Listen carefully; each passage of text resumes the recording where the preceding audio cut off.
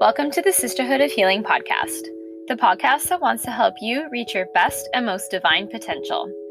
Each week, we dive into topics concerning inner healing, wellness, and spirituality. We discuss strategies and practice from our own personal experiences regarding higher energies, trauma, and connecting to the divine as we take you through our own personal journeys to discover the highest versions of ourselves.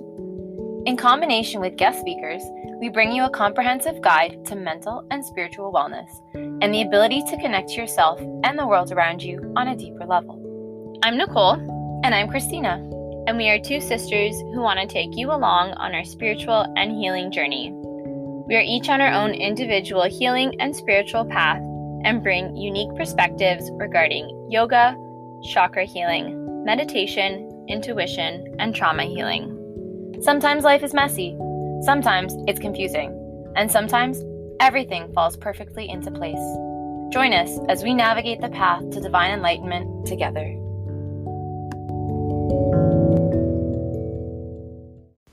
Welcome, sisters, brothers, and all non-binary listeners to episode 13 of the Sisterhood of Healing. In today's episode, we discuss resilience and the struggles that come with healing through resilience. We're joined by Marlene Campos-Cipriani. She's a studio owner of Fit Within. She's a yoga teacher, a reflexologist, a personal trainer. Her story is one of true resilience and finding the strength within to heal. Hi, Marlene. Welcome to the podcast. Thank you so much for joining us for this episode. Thank you for having me. I'm super excited. And for everyone, just so you know, this is my yoga teacher who I'm always like, shout out to my yoga teacher. So she's here finally.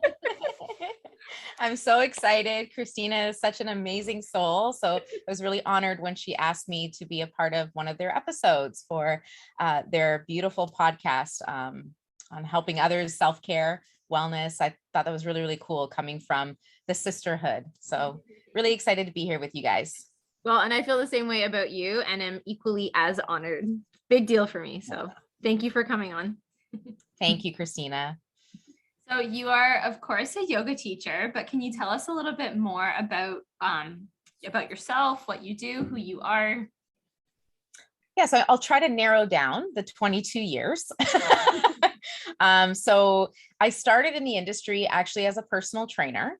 And because I think this goes well and aligned with everything that, you ladies are talking about, when I became a personal trainer, about a year after working in a gym atmosphere as a trainer, I ended up losing my menstrual cycle. And it actually caused a lot of imbalances for me and a lot of unknown reasons of why I lost my cycle. And this is a really pivotal part because it really is everything. It has everything to do with where I'm at today. Interesting enough. So, being a woman in that industry, very dominated by men, pushing us women always to do more than what we're really supposed to do. And I'll explain that maybe a little bit later, but my body was really out of balance. I went through a weight loss journey of about, didn't seem like a lot, but about 35, 40 pounds in 1 year. So I changed my lifestyle. My previous life was hospitality management. So I was in the food and beverage industry.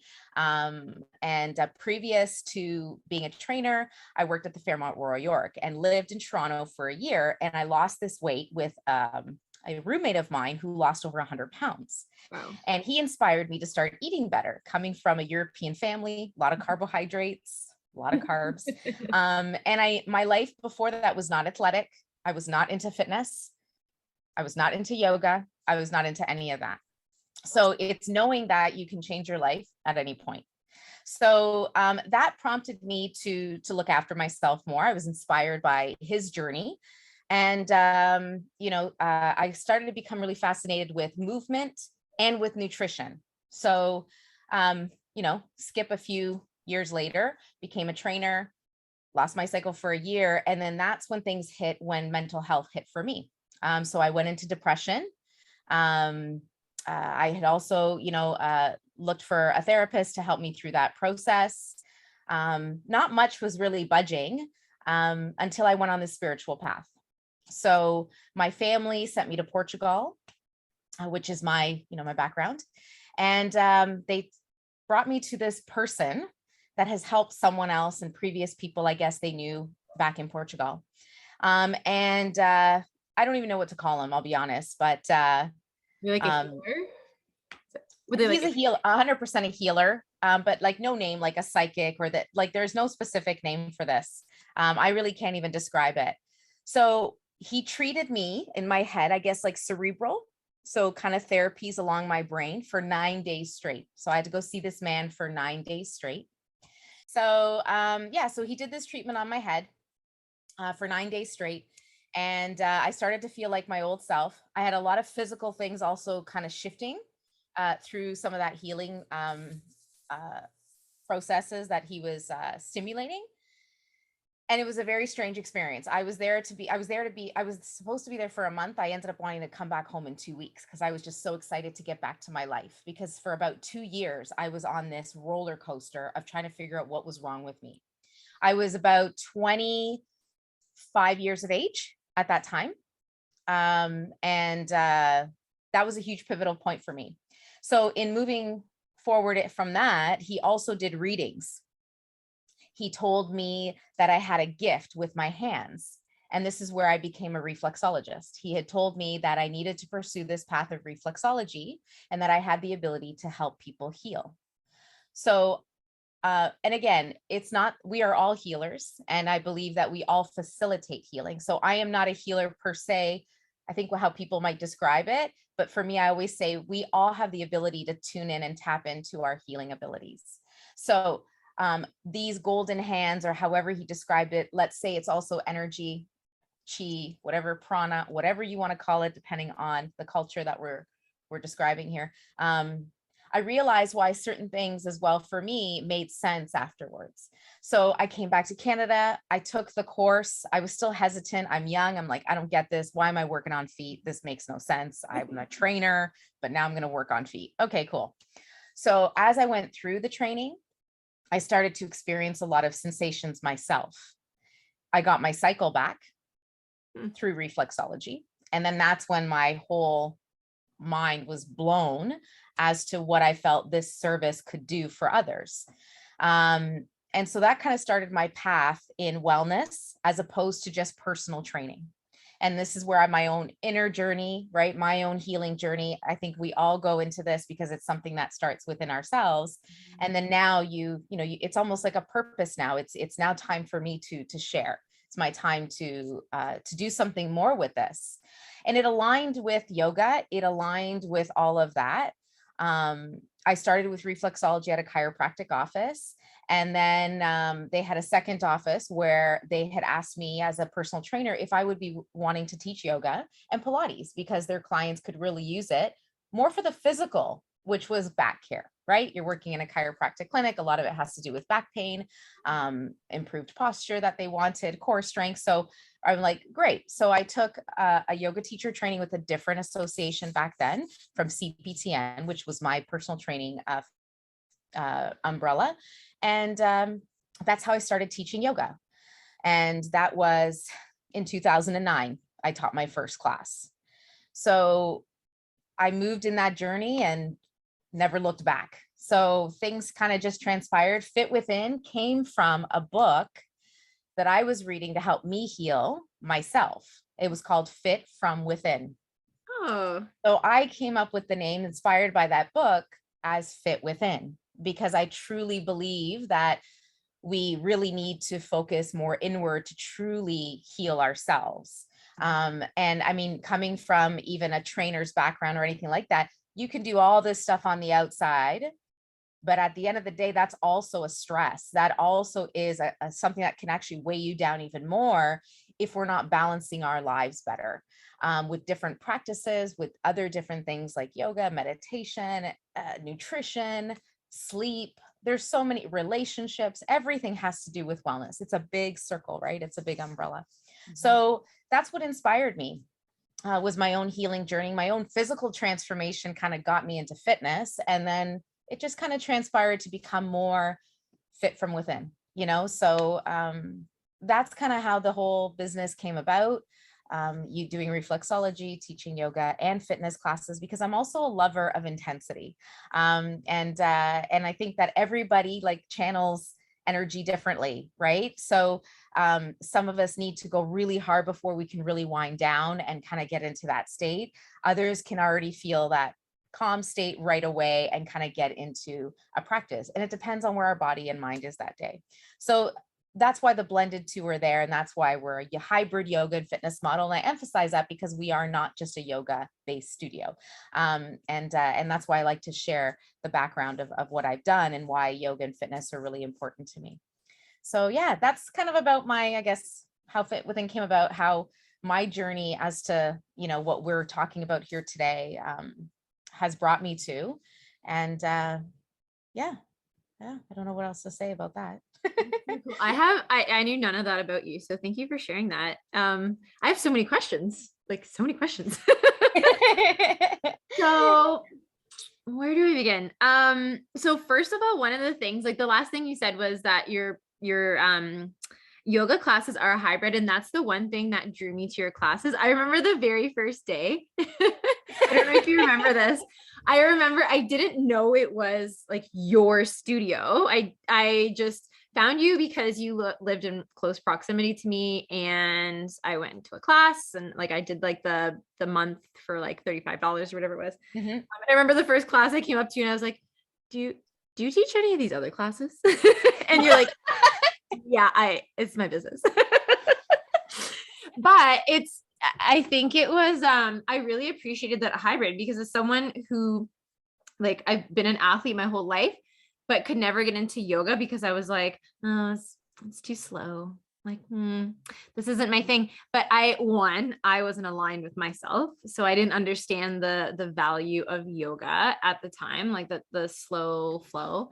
But it really did like join those two worlds, like exactly what you said. I'm like, yes, that's why I like your classes. Like they're just perfect. Yeah, and just to add to that, Christine, that's exactly why that model also came about, because I think just where you are in your body and mind, you have to honor that. And so for me, if it's physical exertion that you got to get all that restlessness out, or that's been your pattern for so long, that it can help lead you to the pathway of more stillness and appreciate more of the slow movements. Right. And to me, that's, everybody is different. There is no right or wrong. And there is no straight answer. It's like when anybody comes to you, you're like, I would just try a blend of different things and see where you feel fit, what feels aligns with you in this moment.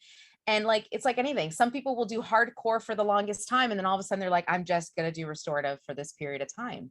You know, and I think it's just learning that we change and we evolve and we shift all the time, in and out. And it's that ebb and flow, right? So I think it's truly important to let people know that however you find yoga or something else it's okay. Like it doesn't matter how you align with it, as long as it works for you. Yeah, so true. Like, so I have scoliosis, and I was told about like 15 years ago that I should start doing yoga only like to strengthen my core. And I didn't listen to my doctor, and I found yoga. I took like a few classes when I did my postgraduate certificate. The gym in my school had offered it once a week. So I'm like, okay, I'm going to go try yoga. I have nothing else to do on a Wednesday afternoon. Loved it.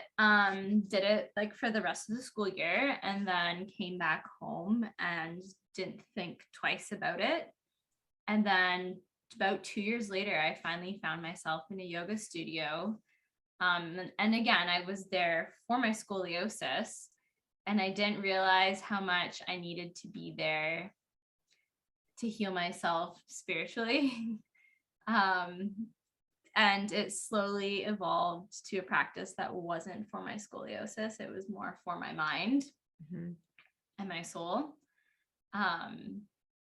But it's funny because talking to like the studio owner, she would tell me like, you could never stay still during Shavasana. Your toes are always moving. Like you do not know how to stay still. And it's finally a practice that I can do now. I can stay still in Shavasana. But yeah, it's all about that energy and learning how to regulate that energy for yourself. Well, yeah. And it comes down to regulating our nervous system. I mean, it's a science at the end of the day too. And our nervous system is a map. I said it in a class actually this morning that I taught in person finally again. Yay. And I can always appreciate the in-person classes, even more so now, how grateful I am to see people. But it's exactly that. Our nervous system, it's like a map of our life. So I feel like when you're practicing yoga, the physical postures is to help unleash our spirit. It's to help unleash the energy that is within us. And I think sometimes it can come out, as some people might have experienced their first class, very emotional. And you're like, I don't like this class, it made me cry. And you're like, no, it's not the class. It's you.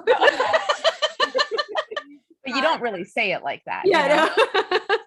But you're just trying to be, come back next week. right? Yeah. You're like, unless that person beside you made you cry. I don't know if you were talking during Shavasana, but it's your own body unleashing whatever we've stored, you know, and that's what a big believer in energy work that I am, is the fact that, yeah, we store. So if we didn't deal with something, we probably just stored it away, we put it away, but our body remembers it. And I think Shavasana, that's the whole purpose of yoga poses, is to get us to that Shavasana place, right? Is we're human first. We're human beings. We need to move before we can find stillness. And we need to feel strong in our bodies in order to also handle longer periods of meditation. And that's what it was all about, right? Yoga poses were not meant to be something that, you know, it's not meant to be hardcore. Like, you know, but we're in 2022 and we're trying to marriage things so that our society, our North American society, can adapt to these wonderful practices and philosophies to help us with this busyness of society. So that's where it comes. Like we're not in Tibet. We're not monks. Maybe you are, but we're not really living that life where we just meditate from morning till night. So our bodies need to move, you know, a little differently than other people. So yeah, so it's like you said, it's like in Shavasana, I probably remember saying, like you're saying in your, oh my God, I hate this. Like, is this over yet? I've gone through that process too. Like you just won't let yourself go. You know, you're holding on, and it's that whatever's happened in your life, we all have our own story. We all have things that, you know, have affected us. And I think yoga is so beautiful because it's that awakening of your life to be like, oh my God, that self-awareness changes everything now that you see and do, right? It's such a revelation. It's like, it's mind blowing. I always tell people, I wish I could tell you, but it's only you need to go through it. It's your own inner journey that's going to be much different than mine, but it's so beautiful once you come to that place. So it's like that encouraging, you just keep moving through it, keep moving through that challenging pose, because that pose is actually something that you're trying to move past in your life. It's not really about the pose. So yeah, it's really interesting to me how it all mimics just our life, right? I feel like once I realized that point in my life, that's when I started saying to people, be like, oh, I got a headache today. I'm like, do you do yoga? Like, my back yoga? I'm really stressed out. You're like, that's the treatment. Do you do yoga? That's why I got a headache. Yeah. Once I felt that, it was like once I felt that realization within myself, I'm like, I need to tell other people about this. It's amazing. I become this yoga preacher. Yoga and meditation. We all know that's my favorite. Yeah. I can totally resonate with what you're saying. Because I mean, even still, I mean, after so many years now, I always tell people, well, do you do yoga? Yeah. Okay. Yeah. I would help. I'm like, I think it would help, but yeah, it really does make such a difference. It really does. And so many people are afraid to even start, oh, I need to be flexible to start yoga. Yeah. No. Oh gosh, I've heard that. I don't know how many times. You know what? It's no different than saying I need to be fit before I join a gym. Yeah, that's such a good point. Yeah. You're like, and that comes just with insecurity, fear, the unknown. And it's like anything. The only way we grow, and you guys will know this, you ladies will know this, is when we get out of our comfort zone. Yeah. So I think being challenged by being uncomfortable needs to become like a mantra for you. Yeah. Just getting in that mindset. is what's going to make you succeed in anything that you do. Starting a new job is uncomfortable. Being in a new relationship is uncomfortable, but it's all part of growth, right? And change. Yep. Yeah. Yep. And you can't be afraid of it. Like it's going to be scary, but you can't be afraid of it because it's just so necessary to grow and to change. Like it's like a whole other world. Like to cross over and get to the other side, it's like, wow, I wish I would have done this a long time ago. Yeah. And like Nicole said too, it's like the people are afraid, and it's, I think, the setting too. Everyone resonates with different things. Some people resonate with meditation right away, and they'll find places where it's about how to meditate. It's more about mental, like the mind, and just being in that meditation, focusing on just different breath work. Some other people, they like a very hard class. Other people like restorative. So it's very different it depends what you walk into. And I think too, it's a lack of education when it comes to yoga, because there is so many disciplines. There are so many different styles, and they can all help people in different ways. So it's just a matter of finding your way and experiencing different things to see, what works for you. And it's all going to be uncomfortable, but it has to also resonate with you. It has to make sense for you. And I think there's a lot of, when you said like it's all about like education around yoga and knowing the different styles. I think too, when a lot of people picture yoga, I think even when I picture yoga, I think of someone in Lululemons doing these like really crazy poses. That's Western. That's yoga. how Nicole just said it. That's totally exactly. Yeah. Exactly. And and then people will be like, oh, I don't really feel like coming to stretch. And I'm like, well, it's flex and flow with weights. I don't know how much stretching you'll do there, but sure. We'll say it's stretching. Yeah. And it's crazy how overwhelmed and sweaty they are. And it's like, again, yoga can be many different ways. And not just that, if your body is really blocked, we know this energetically, you will feel like that stretch is really intense, because you're also finding stillness when you're holding a pose in a hatha based practice, right? You're holding warrior 1, warrior 2 for like 10, 15, 20 breaths, you will die. Yeah. If all you've been used to is like, I had heavy weightlifters come into class who squat really heavy, who do all this weightlifting stuff. You try to put them in a pose for stillness, they're on fire, right? Because you're opening up all of, the energy pathways, the circulatory system in a different way, right? And that's what's so different. So it's really interesting how when people think yoga is just stretching, it's like, well, it's not stretching, but it's different forms of movement is what I would just say. And breath work, that's just very different. It's about mind-body union. Not to say that when you're not doing a bicep curl, you're not connected to your brain. You have to be connected to your brain in order to consciously move your bicep. But yoga is about tapping into the subconscious mind, which is where all of that trauma comes out, all of that stuff we put away. The whole purpose is to tap into that, to find out where our block is, to help us move forward, right? Maybe, and like, it's what, like, we've all had our story. So we've all had something we've gone through. And it's not less or more than anybody else. It's however it impacted your life.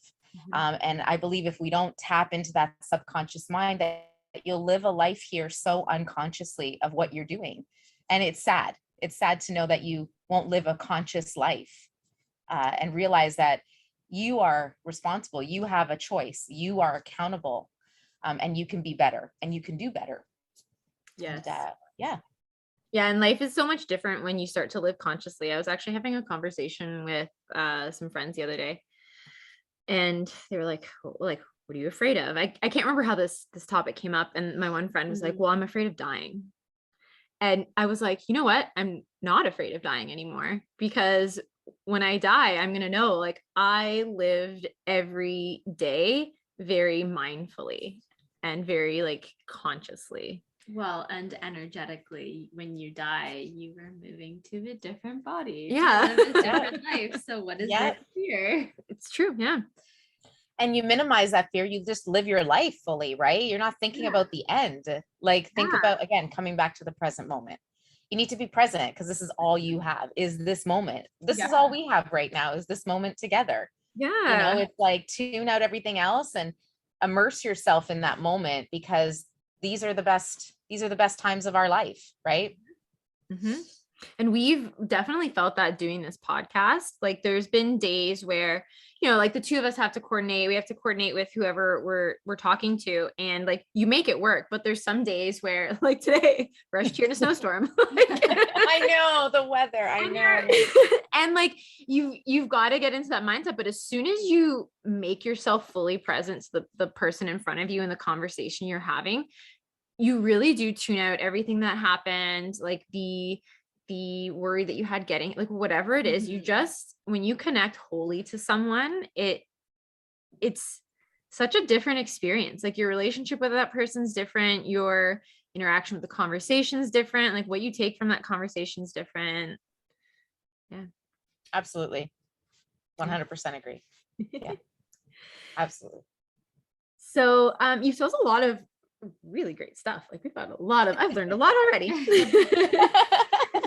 I think we got some points still to go. I know. So I think your story is absolutely incredible. And linking that back to resilience, like when you were experiencing, you know, like you had lost 30 to 40 pounds and you became a personal trainer, and then you went through like your mental health blocks and whatever, when you were going through like all these scenarios, how did you practice resilience through all those situations?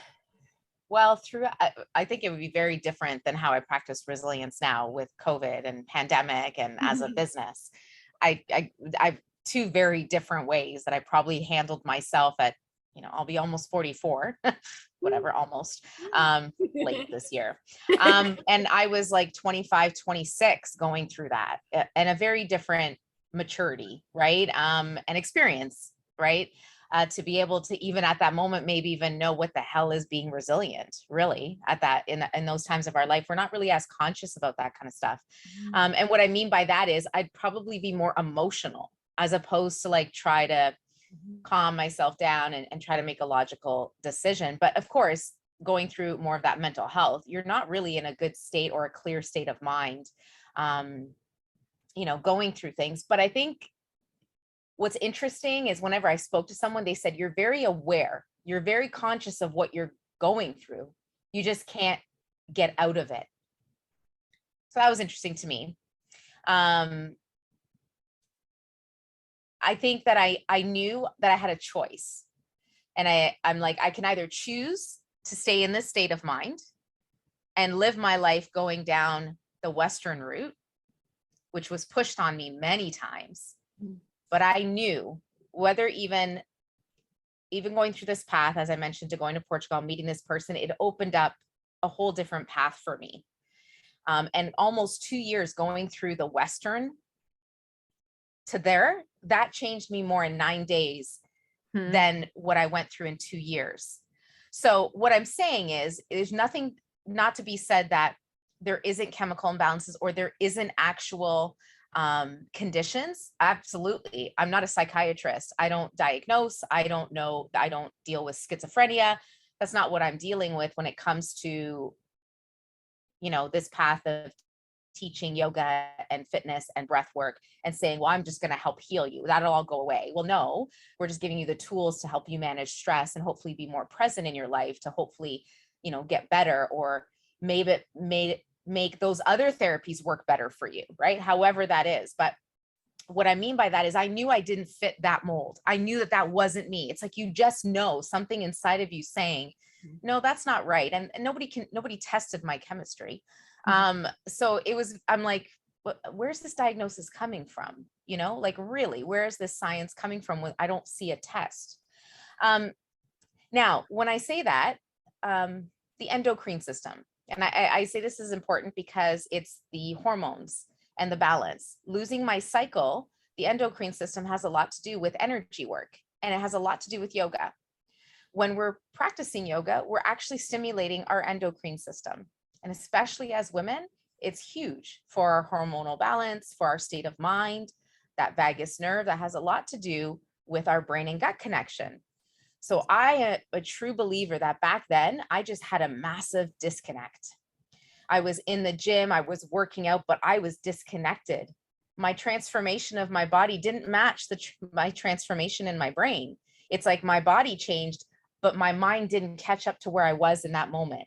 I was still looking at myself, and I still struggle with that. I think, a lot of people do, but is it a big focus? No, meaning like, I'll be like, oh, I still don't look good enough, or it's like all this thing. But I think that was the biggest issue for me, is I didn't see my transformation.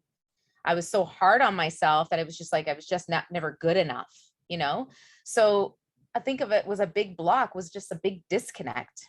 And what I say that is like, I looked at my life here, and then aligning myself with yoga and just all these other things, it kind of brought you back to yourself. Mm-hmm. It's like, I found myself. I actually found myself. I was lost for, I don't know how many years. What the hell have I been doing for 26 years? It's kind of like how I felt, like, how have I been living? Yeah. And I think that woke me up in a big way. Yeah. From jobs I had, experiences I had. I lived in Florida. I worked at Disney World. I had moments there too that I felt really unhappy. And I'm like, I should be really happy right now with this experience.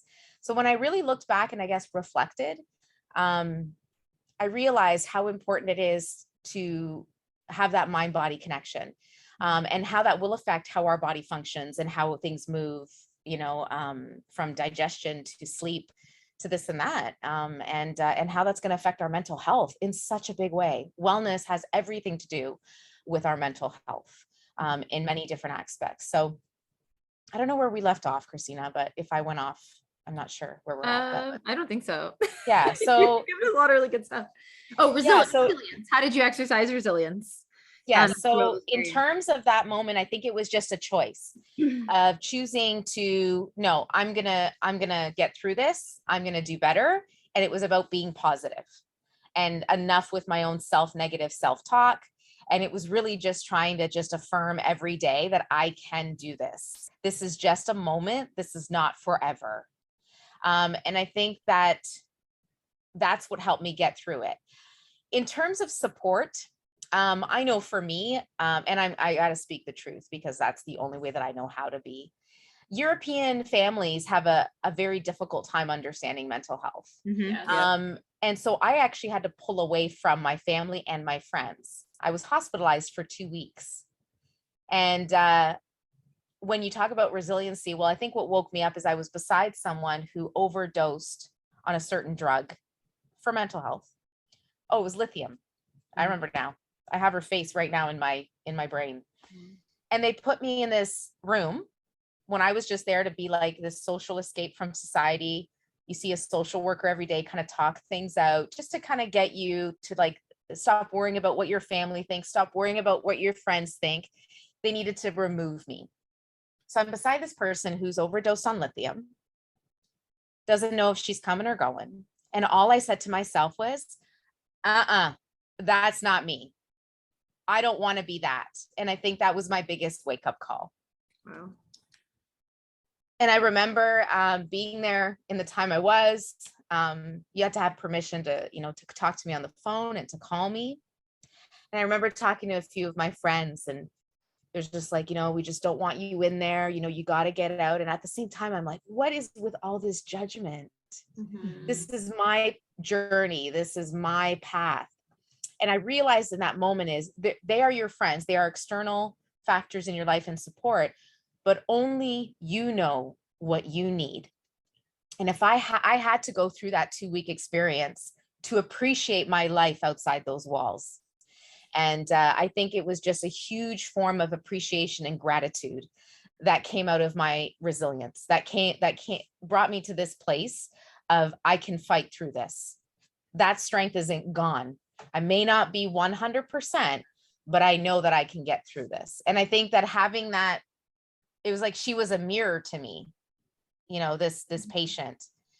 And I just said, this is not the life that I want, and there's something out there for me, and I'm going to find it. And that's what led me to that spiritual path as well. Like I mentioned already, to Portugal, and that led me to these healing modalities. Like reflexology is a big part of the journey. And it's in tuning with my hands, in tunes to my mind, and in tunes with my heart and my soul. And I can give people that peace And I think that really is just my purpose, is to find peace within myself and help people find that peace within themselves, you know, because I find that when we're in our mind, this overthinking mind creates a paranoia. It creates things that are not even there. It's just the stories that we keep telling ourselves, and we're not even living the life that's right in front of us. So for me, it's just choice. When you ask me that question about resilience, I think it's just a choice you make. And everybody has maybe a revelation of some sort. And I think that your inner guide just guides you there. Like this book, Fit From Within, it actually was about eating disorders. I didn't have an eating disorder, but they had put me on a drug. Again, they did put me on the antidepressants, and it started creating a binging effect. I had never eaten a whole box of oatmeal cookies. Well, I was eating a whole box of oatmeal cookies. And I said, I never had an eating disorder. I was very nutritionally bound with my fitness, and I would eat to work out. Like that wasn't a part of me. And so I was like, wow, that drug can change my chemistry that much. I was like, get me off of this. No. And what kept me going was fitness, was working out, you know, but I gained weight with the binging. I'd worked so hard over this time. And it's just like I said, where I was, then I got back, then I wasn't there again. And it was just like, our bodies are going to go through changes, right? Depending on what's going on. So, yeah. So just going through that and reading this book, which inspired me a little bit more to understand just the mind-body connection, the reasons why we do things, educating ourselves with self-help, I think is important. And you may not get it right away, but I think it's just having information in our brain constantly helps shift, you know, our focus to something that's healthier, and just helps you refocus on knowing, you know, that you can do anything you put your mind to. And that being in the moment, though, was really, and it still is, it's that whole thing that the pandemic, all I would say to the community or to anybody in my presence teaching a class is, we just need to be in the moment. We need to be in the moment. This is all that we know right now, is today, to minimize the fear, to minimize worry. We were all in fear. We were all worried. Everybody was impacted. There's not one person that wasn't. And it's something we can universally say as a society, right? Yeah. Wow. What you just said is, it continues to be powerful. I was actually going to ask you, and then you just rolled right into it, which was beautiful and amazing. And I don't know if maybe we've got some telekinetic like connection going on. Probably. Just as I was thinking, probably, yeah. The antennas are on, yeah. Just as I was thinking it, you started talking about it, but you talked about your support system, and how you had to go within.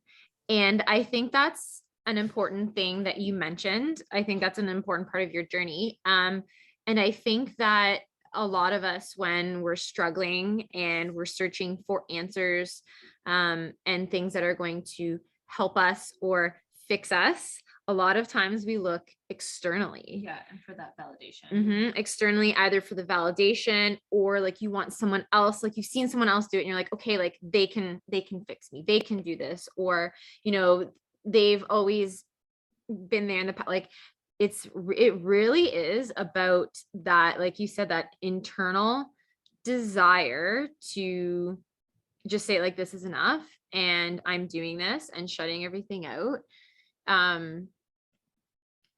And doing it for yourself, not like for anybody else, like 100%. That's the key right there. Absolutely. Yeah. Like you have to make that decision for yourself. Yeah, or else it's pressure. What you're doing it based on somebody else wanting you to be better. Well, what's the process? Where's the book for that? Yeah. You know, I don't like, how am I supposed to do that? Yeah. But it is what most people in society do until they come to that point and realize, whether it's from, it could just be based on a job, whether it's something in your family or a relationship. I think everything is a mirror, you know, everything is a mirror to us. And there's just that moment where you have to realize, this person's not going to be able to fix this for me. Nobody can.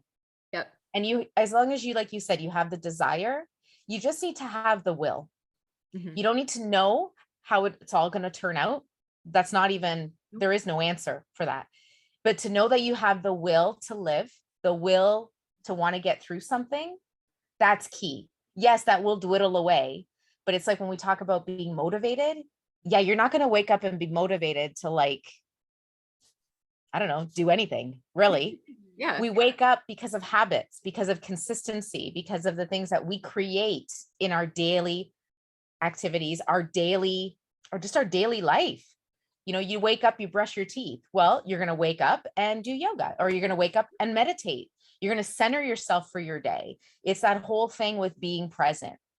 I don't know about you ladies, but I know for me in the past, before even yoga, I'd probably just jump out of bed, get my coffee or whatever, and like run off to work or wherever. Like, I mean, and that's a lot of the young years were like that. Yeah. But when you realize how off the ground I was through the day, you're like, it makes a big difference starting your day, being present, being in your body, and then really being conscious of everything that's going around you. And I think that's going to affect the relationships that we choose to be with. I think it's going to affect everything. Because when I look back at some of the people or some of the relationships in my life, I was like, that wasn't me. Yeah. That wasn't me. That was not me. That was not me. That was me not dealing with me and wanting to just kind of be, you know, just hopefully I'll feel something. Hopefully it'll make it better. And it won't. You can choose to just stay in it. You can choose to be codependent. It's okay. But to me, it wasn't living, you know, and living fully is loving yourself. It's being so immersed in just your own presence. Like, to be alone, I don't feel alone. I don't feel lonely. Being alone is peaceful. Yes. I'm not afraid of quieting my mind. And I think that that's where our society is stay busy, keep doing, and eventually it'll go away. Yep. And who are we staying busy for? Yep. Yeah. Because it's not serving us. Yeah. It's exhausting us and breaking us down. Yeah. And you get to that point. I'm pretty sure everybody gets to a breaking point. Just how many times is it going to take for us to realize that there's something we need to be more aware of, or that we need to deal with, you know? And I think COVID, because I think resilience, especially now, that came up for everyone. How could anybody not have been resilient, right? Like I said, it's a unified thing. How I was resilient back then is completely different than what being resilient is now. And going back to Christina's question, it's the situation of COVID, being resilient as a business, having had to close the studio, having to figure out, what am I going to do? My only answer is, I'm here to service. I'm here to service the community and people. If it's something that everyone needs more than ever, is this service. I'm not going to allow a physical space to stop me from servicing others. That's the beauty of technology, like your podcasts, right? People listen to your podcast and you probably just made the biggest difference in their life and in that day. Something just switched. And that's the beauty of just being able to channel in different ways. And I think for me is looking outside of myself, having more of a purpose than just selfishly wallowing in my own grief, my own poor me. That victim state is exhausting and nothing thrives from that. I did it before and I'm like, it's like, you'll think about it for a moment. You're like, snap out of it. You know, the results from that. Is it Einstein doing the same thing over and over? I think so. The definition of insanity is doing the same thing over and over again and expecting a different result. Yep. That always comes back to me, especially in training, like in fitness or in yoga. It's that whole thing, right? Like eventually you got to change things up, right? Or else you're just going to keep getting the same result. That's everything in our life, right? So in saying that, yeah, it's like, no, you need to change. We need to pivot. We need to, for us to now adapt to what is right now. And again, it goes back to resiliency, being positive, and just being present. But by no means did I get out of those present moments. Absolutely. Absolutely. Did I want to beat someone up? Absolutely. Did I want to actually do it? No, but didn't you feel the anger, the frustration? Absolutely. And if you didn't, then we're not human. That's human. That's healthy. But I guess it's in the end, letting that stuff come up and letting it go, I think is just the key to not but to just, like you guys said, like to be with it and to just not attach yourself to it. Just let it go. And sometimes meditation was not enough. Meditation was not enough to feel at ease or to feel calm. For me personally, and this is why I say everybody's very different on their journey. Getting outside in nature again is great, right? Getting grounded. I think so many people during this pandemic, I'd never seen so many people out for walks in my entire life. I know. Even myself, I didn't get out in nature. I was always in the studio and I was like, oh my gosh, I can say one thing that comes out of COVID, how much I appreciate the beauty of nature and the energy that it just gave you in a short period of time. You go from this state to all of a sudden right here after like a 20-minute walk, or just taking in that sunshine, even that cold air, which is actually so good for your vagus nerve, and to help you kind of just wake up again and feel at ease. Just so many beautiful things came out of COVID. And I think we don't emphasize that enough, and I think that creates resiliency, is keep focusing on the things that are helping you get through that day to day. And, here we are 2 years later, this weekend, as we're talking on this podcast, right? Oh my gosh. Yeah. Wow. It's 2 years exactly. Yeah. I remember it was Friday. I was taking all the bolsters out of the studio. We had to take all the equipment out, no equipment. We weren't shut down yet. Wasn't happening. We were just, no props, guys, no props. And all of a sudden on Monday, all of us studios within Hamilton kind of followed the trickle effect. We're closing. We all thought it was for 14 days. Yeah. Yes. I'll never forget it, especially as a business owner. I will never forget that weekend. Our life just like turned upside down. Yeah. And 2 weeks later turned into 2 years later. Yeah. I remember a coworker saying, bring your stuff home. Like we're going to be off longer than 2 weeks. I'm like, no, June right. We're doing graduation, like door to door for the kids. Like it was like such a disbelief, right? Just like this disbelief. And like, you're just living in, I don't know. We were all just like living in limbo. Like it was just like floating around. That's just trying to survive. Get through the day. Yeah. When I reflect on it, I have visions of just floating, like just floating through it, just day by day. Netflix marathons. Yeah. Netflix, a lot of Netflix. Yeah. Netflix and walking. That's what I was doing. Netflix and walking. And walking. Yeah. And there's everyone's experience is different. And, it's definitely very interesting talking to some people in this moment now. Some people embraced health and wellness and other people negated it, and they're just starting back now, and like had someone today said they hadn't moved their body in like pre-COVID. It's like, wow, what your body must be going through, and your mind. Yeah. And me and my husband, Fernando's a big part of my life. I mean, having that partner support what I do takes quite a special person to support everything that I've gone through. And even as a business, it's a lot. But I'm very, very grateful, for my partner. And, Fernando even said, when we talk about like how so many of our interpersonal relationships have changed, it's so dramatic. Everybody that we probably were close to, we are no longer close with. 100%. And it's so sad. There was like this grieving process, right? Like I feel like you've been grieving, not just the loss of my business. I know for me, maybe other people losing other aspects of their financial or their jobs.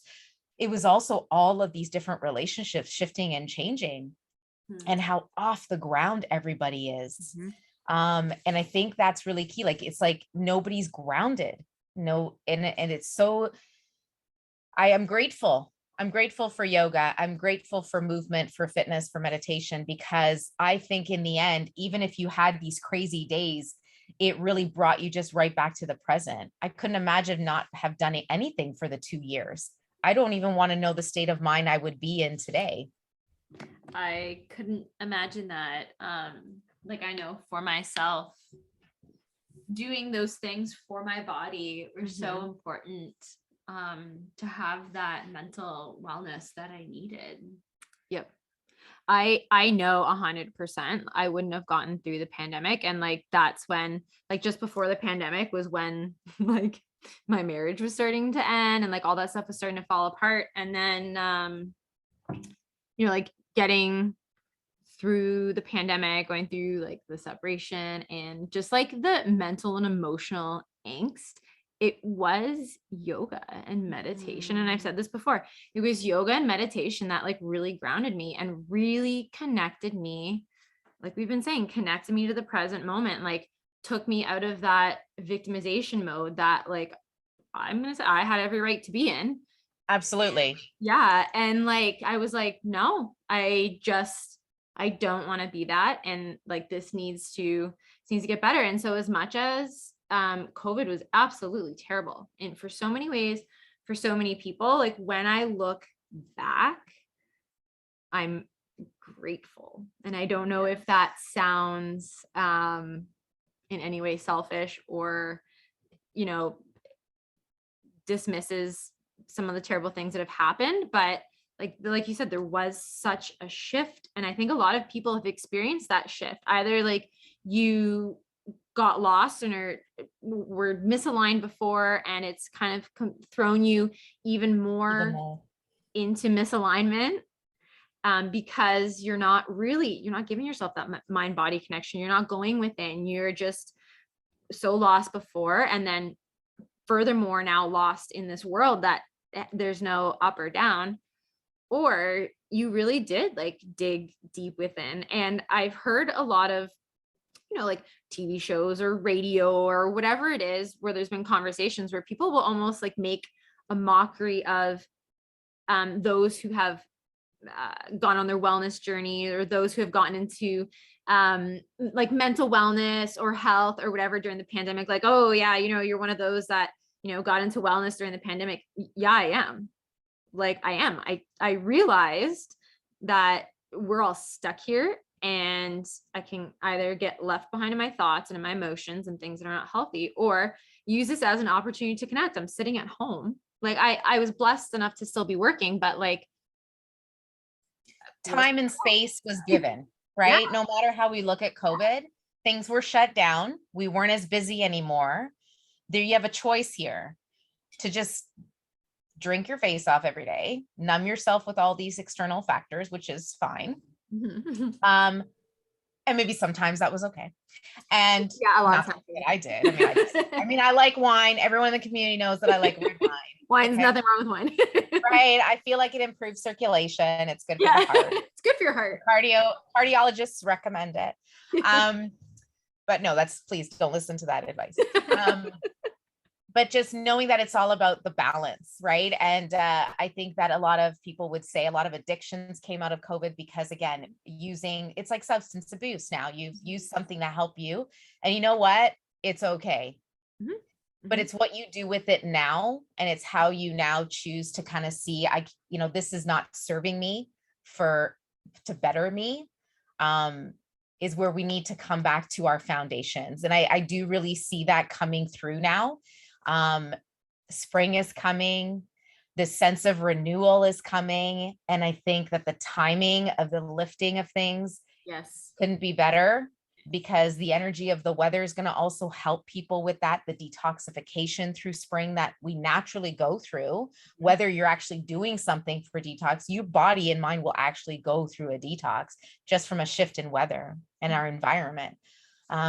So I really do think it's just such a pivotal time right now to to make those shifts and changes if we haven't already. Mhm. And yeah, you should, I think I always say, I hate saying should, we need to embrace and be grateful that we chose wellness, you know, and everyone resonates with different people, and it is what it is. We're not going to please everyone. We're not all going to be on the same page. And I'll tell you one thing that I've learned with resilience throughout this time is it's okay. It's okay to just do you, focus on you. It's not selfish. To me, it's actually the most selfless thing you can do, because the better you are to yourself, the much better you are to somebody else, because you might not bite their head off. Yeah. You know, like I can say things in a more spiritual way, but I like to think kind of be more human in other ways. But it's true. You know, it's like I'll tell Fernando, you should be lucky that I do yoga, because I don't know how many things would have come out of my mouth if I didn't, you know, but you appreciate people better. You see things differently. It's like how we say, like when you go into a class, let's say you've had a really stressful day and you come out of that class, your reaction to that person is completely different. Yeah. It's you come out so euphoric. Like that's what I love about yoga, especially when we were in person. I think like the hot yoga made a difference with just everything. But yeah, you just feel so euphoric. It's amazing. It's an amazing feeling. And it's better than like numbing yourself with alcohol and substances. And that happens. We're human, but like the high that you get from that. And I think that's why meditation was so big for me, because I was like, for me, because it was just this, I don't even know how to describe the connection and like the euphoric, I'll use the word again, euphoric feeling that it made.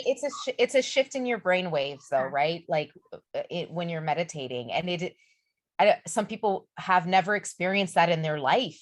And it's like, you need to for yourself. You deserve that. Like it's insane what our mind takes in. You guys know this amount of stimulus that is in today's world, even more because of technology. So I think it's even more important in our society today to bring these practices into your everyday living, even if it's 5 minutes. Like I didn't have time to do a workout, or I didn't find time. I always say that we find time. We always have time, right? But just that day, you know what? Things happen, and it wasn't your priority, right? Sometimes things happen, people need you more, something's happening, things are just happening. You got to be there. But even just that 5 minutes, I've trapped myself in a bathroom, you know, just to like take a few moments to breathe and settle, to be like, it's okay. It's okay.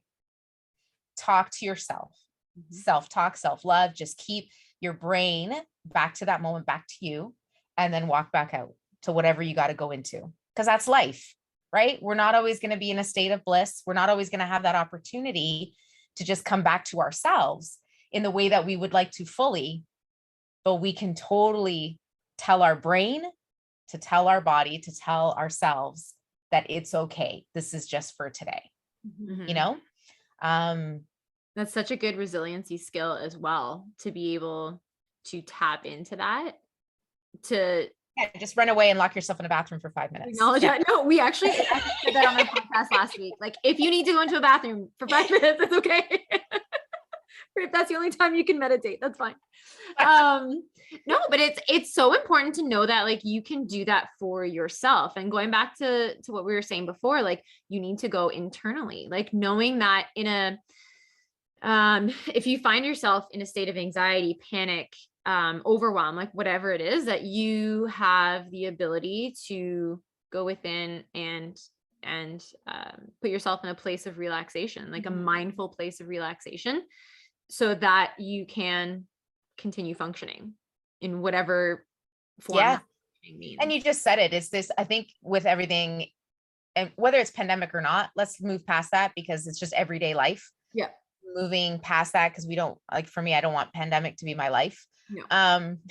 But it was a big pivotal part of all of our lives. And I hope, that lessons have been, learned from all of this. I would definitely say resiliency, that, we're stronger than we think, really came out for me. As much as I think people sometimes view you the way they always see you in your role. And yes, I'm an authentic yoga teacher. Yes, I'm an authentic person. But sometimes in those moments, I did not want to get out of bed and teach a class that morning. I did not want to show up for you, kind of thing. I can't even show up for myself today. But in that moment, I said to myself, and this is where it comes like a role. Sometimes you have to, and don't get me wrong when I say this, you have to fake it till you make it. Yes, I believe that. It is not being not authentic. It is saying like, I'm not always going to be my authentic self. But sometimes I can trick my brain to make me in that moment now. Like, it's like what I felt coming out of my bed to what I felt after I taught that class or whatever it was. At the end, shut it all down. I literally sit here and be like, thank God I had them to show up for today. It wasn't about me. Again, coming back to that feeling of being a victim or this and that. I think that's kind of what pulled me out of being in a constant state of that way, because there are moments that you really, you just can't show up that day, and it's okay. And you need to honor that. But if it becomes a daily habit, then you got to check yourself. Yeah. Communicate, talk to someone, get it out, because obviously we've internalized something also so much that maybe we don't know how to get it out. Right.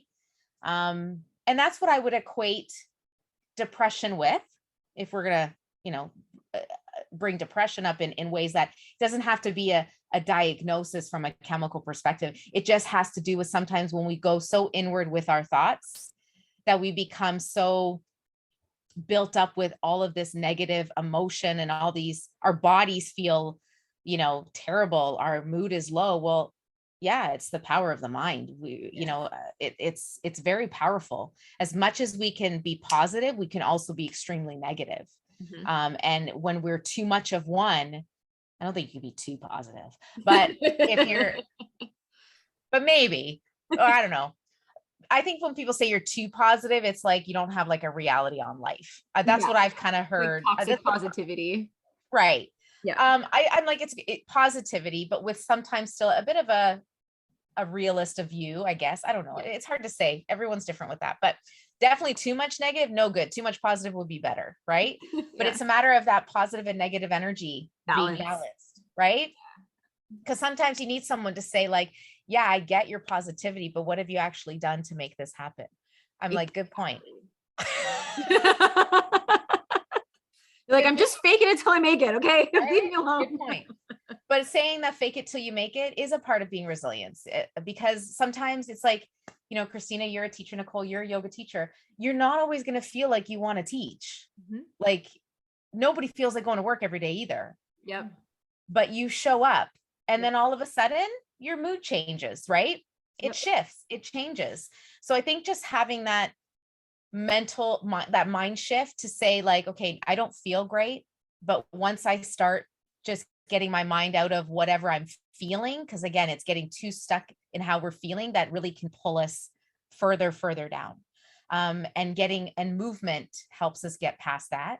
It's like how tired you are, but then after you did a nice yoga flow or you did a workout, you're like, oh my gosh, all that tiredness is gone. I flushed it out. And you're just so glad that you did it. And for me, it's always saying, focus on that feeling that you're going to get after this. It, you've experienced it before. And maybe it did exhaust you. And maybe you're like, I'm going to take tomorrow off. Yeah. Right. It's okay. Exactly. Listening to our bodies, as we always say. And that's really key with resilience too. It's not about pushing yourself to the limits all the time. It's honoring where you are that day. And it's about being present with that and being okay with that. And always know that, a new day starts tomorrow. Not everything can be done every day. in our best way. And I think it's like letting go of perfection, letting go of like, you know, that kind of idealistic way of being, really gets us out of our own way, you know, and makes us really focus on living fully and presently and trusting the process. Yes.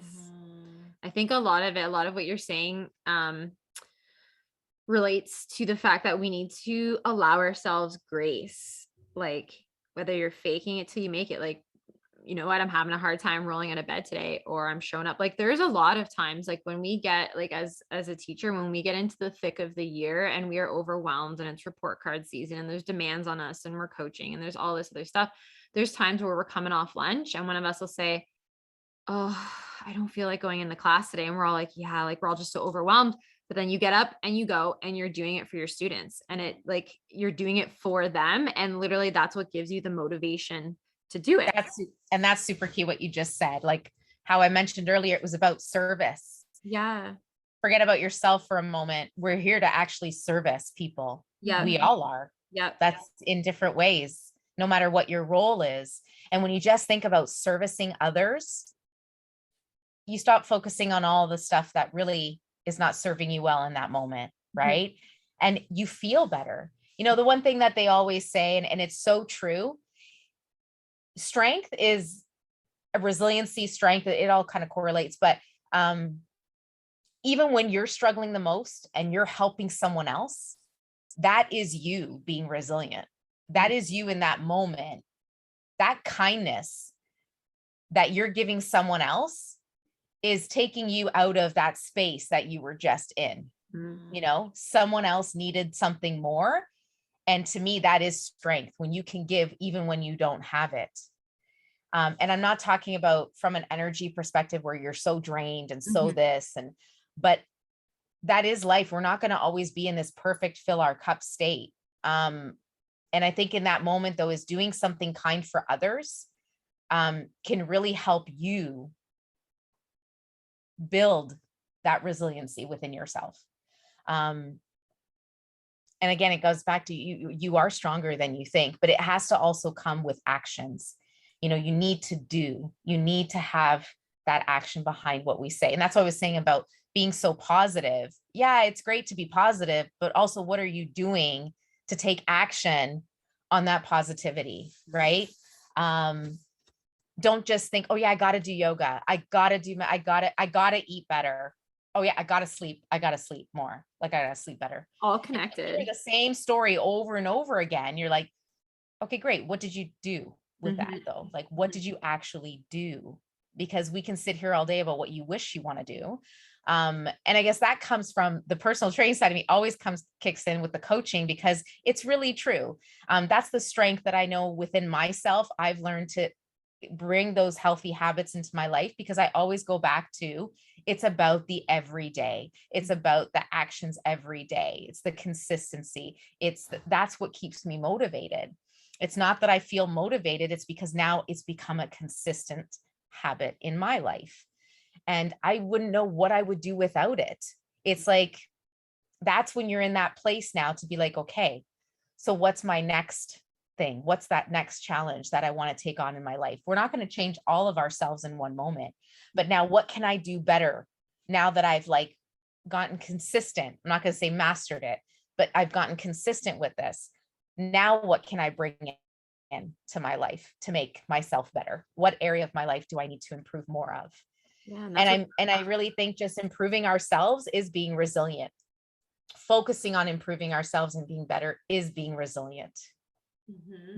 Just build on it. I have a friend who, like, when you're talking about resiliency and, you know, finding the strength to get up every day, I have a friend who, you know, was there for me when I was going through what I was going through. It was like a listening ear, like just very compassionate. And she always says, like, you know, you're so strong. You're so strong. Yeah, but like, you're so strong. And I'm like, you haven't seen me crying on my kitchen floor. Like, you haven't seen, you're not there, like the hours that I'm like sitting and meditating and crying through that and like putting that action in. So like I can present myself this way to the world and show up for myself and the things that I need to do, and then show up for other people. And then I go home and I go back internally again, go back to myself and continue working on it again, like continue building on it. And like, it's a built skill. It's not something that you're born with. No. Absolutely.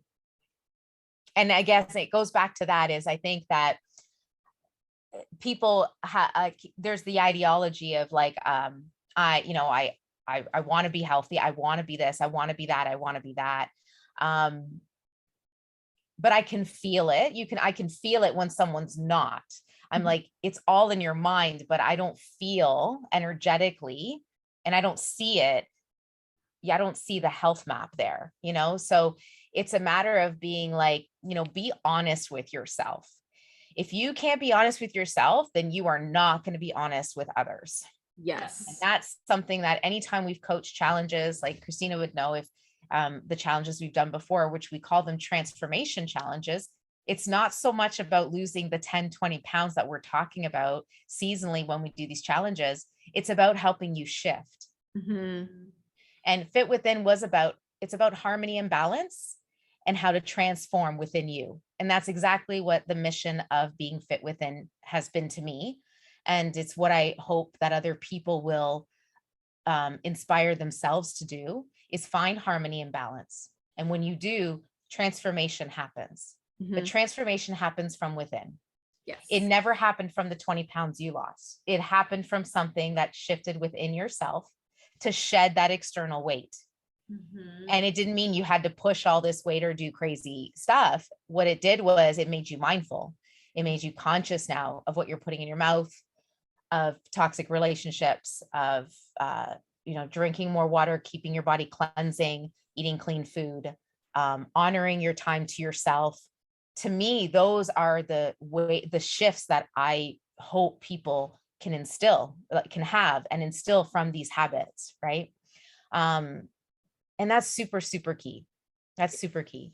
I think being mindful, I think in the last couple of years, as we've been becoming more receptive to mental health struggles and wellness struggles, I think mindful has become one of those words that I've noticed a lot. It's becoming a buzzword, but I use it and I live by it. And I think it's one of those, and I'm going to call it a buzzword because I never really heard about it like as used as frequently prior to the last couple of years. But I think it's one of those things that we need to adopt and keep in society because it is so important to be mindful. Like it links to everything that you've said today, everything that we talked about, like being mindful, being present, being connected. It is so, so important.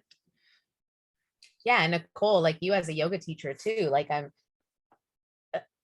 when you think about what mindfulness is, it's everyone's definition of it is so different. As a yoga teacher, we're just saying, just be mindful of our breath. Just be in the moment, be mindful of how you're feeling today, be mindful of your body. So if your shoulder's hurting, maybe you don't want to do a lot of chaturangas today. Maybe there's a nice kneeling option, or maybe you just want to do a different pose.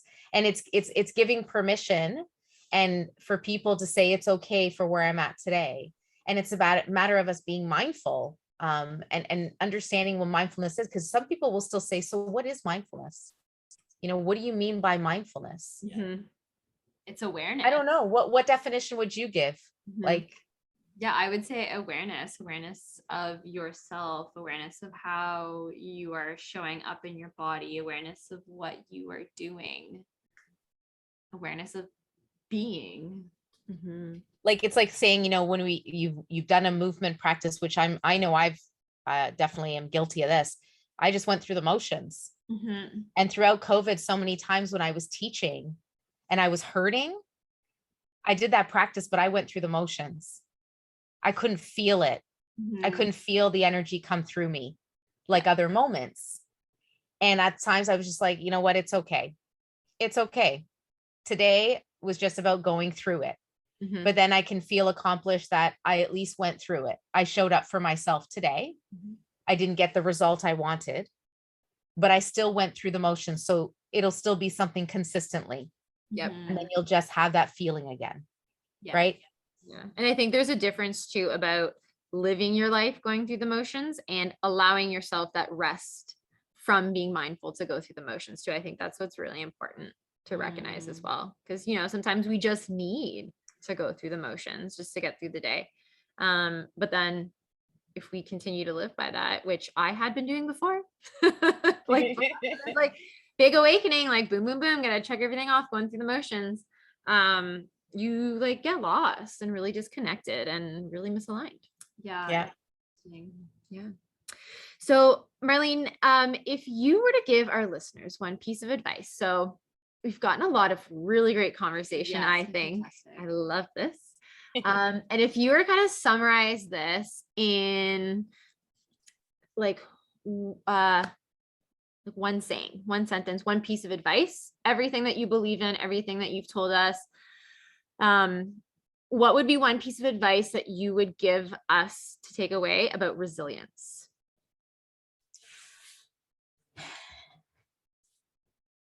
It's hard. But what comes to my heart and mind is to show up for yourself. Show up for yourself. Commit to what you've put out that you want to do, or what you need to do to make that shift in your life. And I'm not being specific just because my business is yoga and fitness and reflexology. But I definitely live and breathe what I do. What I want for myself, I want for you. And for me, it's showing up for myself every day and making that commitment to the things I've set out to do, whether or not I feel it, because sometimes feelings are just a moment. They are not what's really happening, and we want to make sure that we're conscious and we're present in that moment. And it comes back to being present is part of being resilient.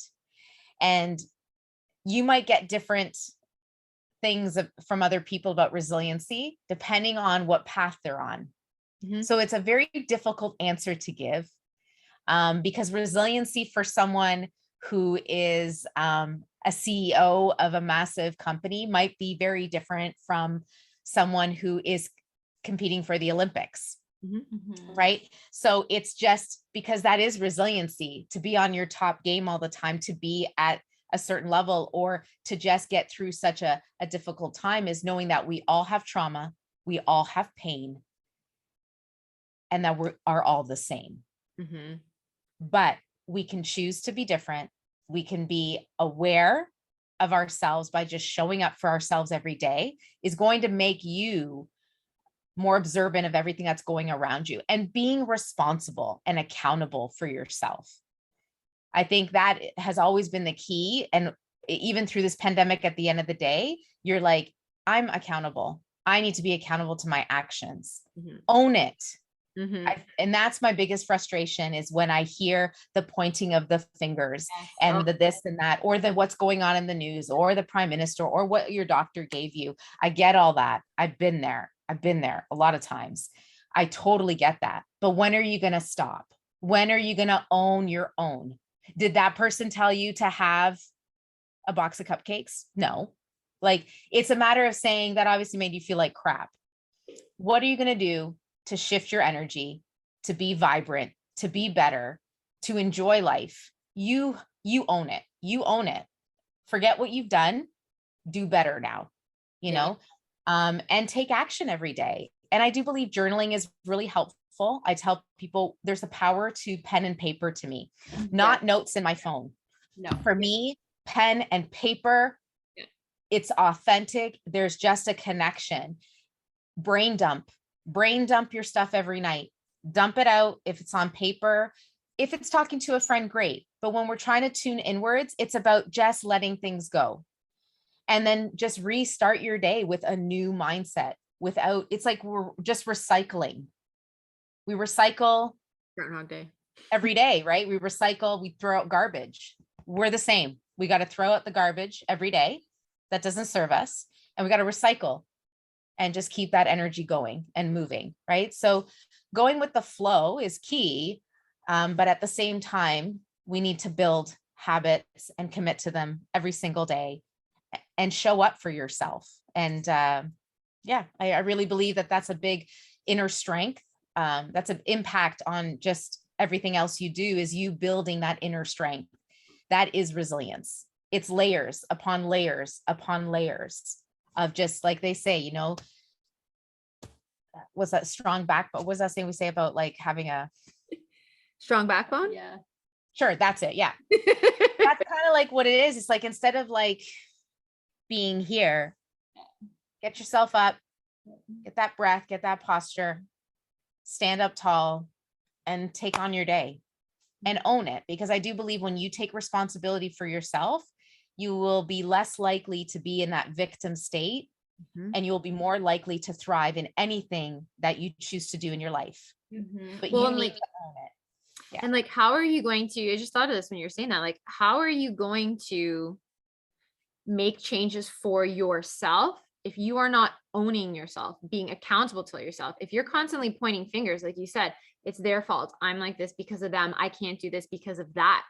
You are not owning anything, and you are not showing up for yourself at all. Absolutely. Well, it's like what Nicole was saying, it all becomes just external. It's Yeah. just external. Then we're going back to just being external. Yep. Right. So really own it. And everyone has traumas. When we talk about resilience, resiliency comes from pain and trauma. That's exactly what's happened with the pandemic, or that's what's happened within your life. You've suffered with a trauma. You have felt immense pain. So how do we get past that? You know, how do we move through it and get past it? Because you can't move past it till you go through it. Yes. And it's like a detox, like just dump it. It's going to feel like crap. It's like, Christina, you said you didn't see how many times I was crying on my bathroom floor or how many times I was meditating. That was you going through it though. Yep. You allowed yourself permission to say, it's okay that I feel it. If it's one thing I've learned from what I went through in my past, I would rather feel it than numb it. Yes. Yeah. And I think that's that will be a part of my transformation. Yes. To come out stronger. I think that's what a lot of people misunderstand, is that like letting go. And we talked about this earlier on in the episode, but like letting go, we need to like let go of things. We can't hang on to them, but that doesn't mean that we bury it and hang onto it, like emotionally in our bodies, that energy. Like, it means you have to go through it. And like, it's ugly and people don't want it, but you've got to feel it to release it, to let it go. Like you said. Yeah. But you know what, like you said, it's ugly, but there's so much beauty that will come out of that. You know, it's like Beauty and the Beast. I don't know if it's like Beauty and the Beast, but it's like Beauty and the Beast. Yeah. Right. Like, look at him. And then love transformed him to be this beautiful prince. Yep. So if you look at, to me, when I think about that symbolically, not so much about the fairy tale. Yeah. It's so true. Just give love, be love, show love. But it needs to be you first. And, you know, I always will say jokes to people because I know they're going to think I'm cheesy, but I'll be like, well, you know, you got to love yourself first, or else like, you're really not going to love someone. Like, I'm just saying. Right. It's true. Because when I think about the relationships I was, you know, before now, and I hope this one continues. We don't know forever. That's what I mean about being present. I don't know forever. I hope it's forever, but life has a way of changing things. Right. What I mean by that is I loved myself more, and I met someone when I was in that place. So it does change the dynamic of the relationship, whether it's an intimate partner or it's a friendship, right? Allow those changes to happen. Stop hanging on to your past. It's okay that some people leave our life, because sometimes that is what's needed for you to grow and for you to become stronger. Yep. Sometimes people come into your life for a lesson, or it was a season, a reason, or a lifetime. A lifetime. Yeah. And detachment is healthy. It's part of also resiliency. We can't attach ourselves to everything and everyone and everything that's going on with them, but we can be present. We can create a safe space. And I don't just mean this as a yoga teacher, but that definitely is what we want to do in the environment that we're, you know, allowing people to be vulnerable.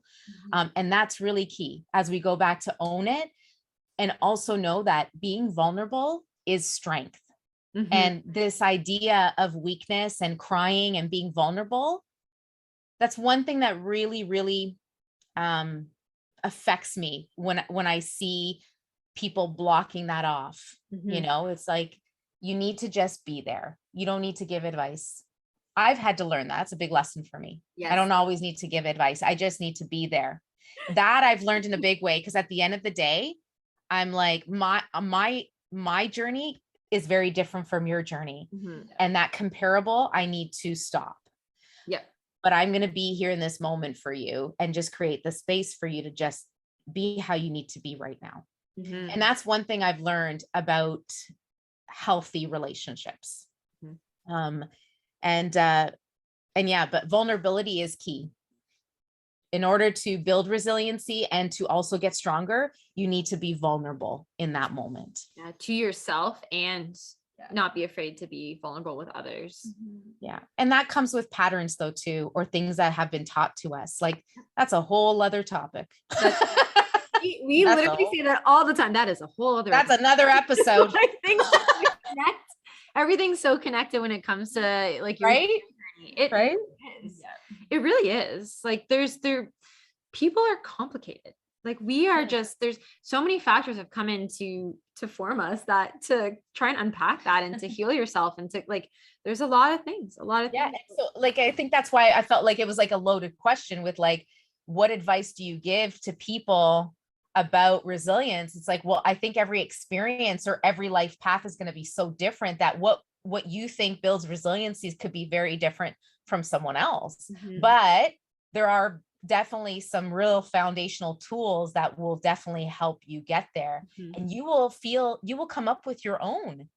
You will come up with the things that, like I said, sometimes it's just locking myself in the bathroom and I come out and I feel like a superhero. Yeah. Not because I went to the bathroom, but because I locked myself in the bathroom and just took a few breaths before I knew my head was gonna, like, you know, get to that red zone. You know, the red zone. Yeah. So instead I'm like, no. Cool your energy down, store it down here where it needs to be. You need to fill your cup. Don't exhaust it all. It's not worth it, because you know the result. So that's what recognizing what's going on within yourself is really key on how you're going to come out of that situation. Yeah. So many good things. Oh, it's been such a great conversation. I know, we could be here for hours. I know. We really could be. We'll have to take this to well, now that everything's like open and we can be in public all the time, we'll have to take this for a That's right. We won't bring the microphone. No. Oh, Marlene, well, thank you so much for spending this time with us on a Friday night. We appreciate it. Thank you. It's an honor. If listeners want to connect with you, because I'm sure they will want to after hearing all the wonderful things you've said, where can they reach you? Well, Fit Within is pretty much the name to follow. If it's Instagram, just put Fit Within and that'll be me. And Fit Within, and anything else that's attached to it, or any other people that, you know, are about Fit Within. And Fit Within Facebook as well. Fitwithin.ca is our website. So I always say our, because it's not just me. I always say there's many other factors that come into Fit Within being created. But, you know, even if it's just a guide that you need, or something that you need to get you into a healthy, your mindset, even if it's not the services we offer, to me, if I can just say one thing for you to wake up one day and say, I deserve better, that makes my day. Then I have done my service, you know? So, I just want people to be better, and I want people to know that they can heal themselves and just get the tools, you know, and just start living and start to own your life and start to take responsibility and just love yourself more, you know? So yeah, Fit Within is everywhere. If you just Google it or social media, and I hope that I can connect with you one day. Oh, that's wonderful. Well, thank you so much. We will definitely include your contact information in the show notes, and as well on our Instagram. So thank you. Thank you for creating this podcast, ladies. I think it's amazing. And I think so many people will resonate with all the different episodes as well. And I look forward to listening to some of them more, because they're quite cute when you guys are talking back and forth. And I love the sisterly love. I think that that's a beautiful thing to also see. Oh, thanks. Thank you. Thanks. I feel like the sister pants. What's that? What you guys know? Traveling pants. Sisters Those are with the traveling pants. Yeah. That's it. Yeah. We'll have to get a pair and just like circulate it around the studio. Now you got to go to Greece. You got to go travel.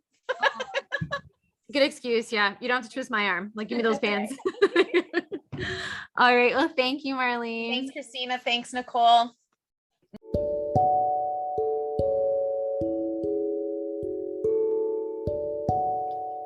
That's it for our show today. Thanks for joining.